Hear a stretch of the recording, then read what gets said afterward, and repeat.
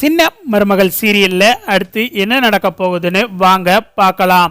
விவாகரத்து விஷயமா சேதுவும் தமிழ்ச்செல்வியும் நீதிமன்றத்தில் ஆஜராகிறாங்க. அப்ப சேதுவை பார்த்து நீதிபதி வந்துட்டு, விவாகரத்துக்கு நீங்க அப்ளை பண்ணி இருக்கீங்க, உங்களுக்கு விவாகரத்து கொடுக்க விருப்பம் இருக்குதானே அப்படின்னு சொல்லிட்டு கேட்கவும், அதுக்கு சேது வந்துட்டு, எனக்கு முழு சம்மதம், விவாகரத்து உடனே கொடுங்க அப்படின்னு சொல்லிட்டு சேது சொல்லவும், அடுத்து தமிழ்ச்செல்வியை பார்த்து, உங்களுக்கும் விவாகரத்து கொடுக்கறதுக்கு சம்மதம் தானே அப்படின்னு சொல்லிட்டு நீதிபதி கேட்கவும், தமிழ்ச்செல்வி வந்துட்டு என்னால் விவாகரத்தெல்லாம் கொடுக்க முடியாதுன்னு சொல்லவும், சேது கோபத்தில் தமிழ்ச்செல்வியை பார்த்து முறைக்கிறாரு. அப்போ நீதிபதியை பார்த்து தமிழ்ச்செல்வி சொல்கிறாங்க, என்னோட வயிற்றுல வளர குழந்தைக்கு அப்பா யாருன்னு கேட்டால் நான் என்ன சொல்கிறது, அதனால் என்னால் விவாகரத்து கொடுக்க முடியாதுன்னு தமிழ்ச்செல்வி சொல்லவும், உடனே நீதிபதி வந்துட்டு, ரெண்டு பேரும் ஒரே மனநிலையில் இருந்து ஒரே மாதிரி விவாகரத்து கேட்டாதான் விவாகரத்து கொடுக்க முடியும். நீங்கள் என்னன்னா ஒரு ஆள் வேணும்னு சொல்கிறீங்க, ஒரு ஆள் வேண்டாம்னு சொல்கிறீங்க. இப்படி செஞ்சீங்கன்னா உடனே விவாகரத்து எல்லாம் கொடுக்க முடியாது. அதனால் நீதிமன்றம் என்ன சொல்லுதுன்னா, நீங்கள் ரெண்டு பேரும் அடுத்த 6 மாதம் சேர்ந்து வாழணும். சேர்ந்து வாழ்ந்ததுக்கு அப்புறமும் உங்களுக்கு சேர்ந்து வாழ பிடிக்கலனா அப்போ வாங்க விவாகரத்து கொடுத்துருவோம்னு நீதிபதி சொல்லி ரெண்டு பேத்தையும் அனுப்பி வச்சிடுறாங்க. அடுத்து பார்த்தா நீதிமன்றத்தோட உத்தரவுனால தமிழ்ச்செல்வி சேது கூட சேர்ந்து வாழ்றதுக்கு முடிவு பண்ணுறாங்க. என்னதான் தமிழ்ச்செல்விக்கு சேது கூட வாழ பிடிக்கலனாலும் நீதிமன்றம் சொல்லிட்டதுனால வேற வழி இல்லாமல் சேது வீட்டுக்கு போகிறதுக்கு ஒத்துக்கிறாங்க. இந்த பக்கம் பார்த்தா சேது வீட்டுக்கு வந்த பிறகு அப்பத்தா கிட்ட வந்து சேது கோபப்பட்டுக்கிட்டு இருக்காரு. இங்க பாரு அப்பத்தா, அவ இந்த வீட்டுக்கு வந்தா நான் கொலகாரனா மாறிடுவேன். நீதிமன்றம் சொல்லிருச்சுன்னா அவ இந்த வீட்டுக்குள்ள வர முடியுமா?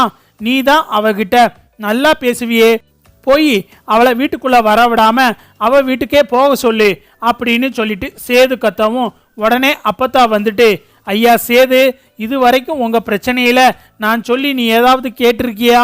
எத்தனை தடவை தமிழ்ச்செல்விக்காக உங்ககிட்ட பேசியிருக்கேன். அப்பம்லாம் அதை பற்றி என்கிட்ட பேசாதன்னு கோபப்பட்டுக்கிட்டு அப்படியே முறுக்கிக்கிட்டு போனேன். இப்போ என்ன உங்கள் விஷயத்துக்காக என்னைய உள்ளே இழுக்கிற? இங்கே பாரியா சேது, இனிமே ஓம் பாடாச்சு, தமிழ்ச்செல்வி பாடாச்சு. உங்களுக்குள்ளே இனி பிரச்சனைனா நீங்கள் சேர்ந்து வாழணும்னு சொன்னாங்களே அந்த கருப்பு கோட்டு போட்ட நீதிபதி, அவங்கக்கிட்ட போய் உன் பிரச்சனையை சொல்லு, தமிழ் எங்கள் வீட்டுக்கு வரக்கூடாதுன்னு. உங்கள் குடும்ப பிரச்சனையில் நான் எதுக்கு இனிமேல் தலையிடணும்? அதான் கோர்ட் இருக்குல்ல அப்படின்னு சொல்லிட்டு அப்பத்தா நக்கலா பேசிட்டு போயிடுறாங்க.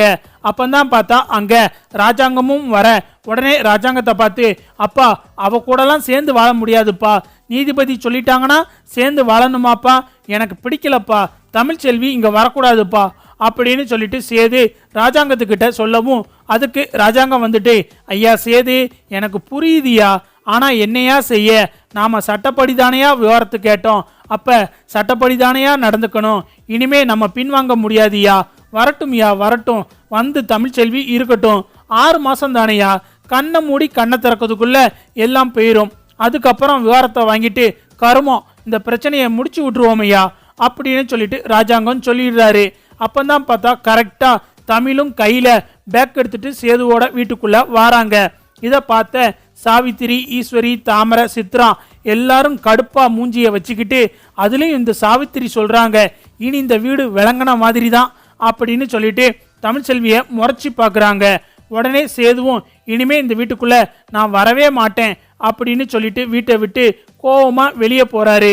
உடனே அப்பத்தா வந்துட்டு, ஐயா சேது, அப்படியெல்லாம் நீ கோவிச்சுக்கிட்டு வீட்டுக்குள்ள வராம இருக்க முடியாது, அப்படி செஞ்சேனா நானே அந்த கருப்பு கோட்டு போட்ட நீதிபதி கிட்ட போய் நீங்க சொன்ன மாதிரி 6 மாசம் என் பேரன் சேர்ந்து வாழ மாட்டேன் அப்படின்னு சொல்லிட்டான் அப்படின்னு சொல்லிட்டு நானே சொல்லி கொடுத்துருவேன் பார்த்துக்கோ, அப்புறம் உனக்கு எப்போவுமே விவாகரத்து கிடைக்காது ராசா அப்படின்னு சொல்லிட்டு அப்பத்தா கிடைக்கிற கேப்ல எல்லாம் 6 அடிச்சுக்கிட்டு இருக்காங்க.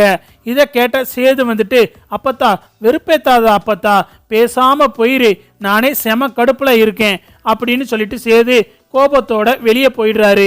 அடுத்து பார்த்தா இந்த ஈஸ்வரி தமிழ்ச்செல்வி கிட்ட வந்து, திரும்பவும் வீட்டுக்குள்ள வந்துட்டோம்னு சந்தோஷப்படாத, இன்னும் 6 மாசம்தான், எப்படியும் சேது உன்னை ஏத்துக்க போறது இல்லை, அப்புறம் என்ன விவாகரத்து வாங்கிட்டு உன் ஆத்தா வீட்டுக்கு நீ போயிட வேண்டியது தான் அதனால வீட்டில் நீ இருக்கிற இடமே தெரியக்கூடாதுன்னு ஈஸ்வரி தமிழை மிரட்டவும் இங்க தமிழ் வந்துட்டு என்ன அத்தை எல்லாம் மறந்து போச்சா, போஸ் பத்தின உண்மையை மட்டும் நான் ராஜாங்க மாமா கிட்ட சொன்னேன்னு வைங்க, அப்புறம் என்ன நடக்கும்னு உங்களுக்கே தெரியும்னு தமிழ் செல்வி சொல்லவும் இங்க ஈஸ்வரி பார்த்தா அப்படியே வாயடைச்சு போயிடுறாங்க.